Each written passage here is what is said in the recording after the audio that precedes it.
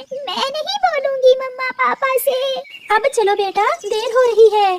फिर गुड़िया मिठू तोते के साथ अपनी नानों के घर चली जाती है। मिठू तोता पहले भी एक बार गुड़िया की मम्मा के साथ वहाँ गया था, इसलिए मिठू को रास्ते का अच्छे से पता था। शाम से पहले पहले ही मिठू दूसरे जंगल गुड़िया की नानों के घर पहुँच जाता है। माँ, थोड़ा साइड पर होकर मेरी बात सुने। क्या बात है बेटा मिठू, सब ठीक तो है? गुड़िया को आप यहाँ क्यों लेकर आए हैं? गुड़िया के मम्मा और पापा आज सुबह एक पेड़ के नीचे दबकर मर गए थे। ये सुनकर गुड़िया की नानो रोने लग जाती है।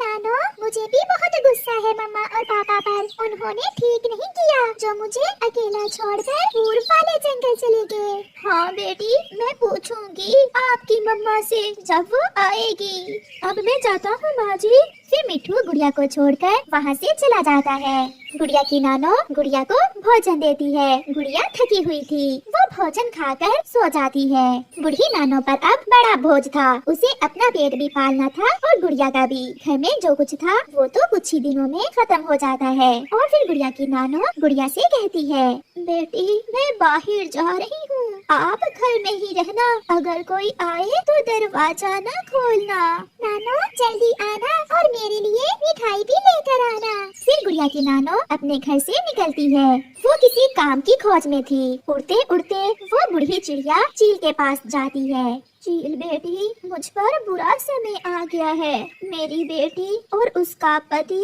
मर गए हैं और मुझे अपनी गुड़िया का पेट पालने के लिए कोई काम करना होगा। क्या आप मुझे अपने पास काम पर रख लेंगी?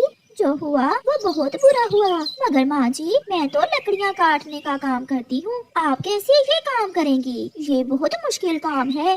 मैं कर लूँगी बेटी, अपनी गुड़िया की खातिर मैं सब कर लूँगी। बस आप मुझे 2 वक्त की रोटी के पैसे दे दिया करना। फिर चील उसे काम पर रख लेती है।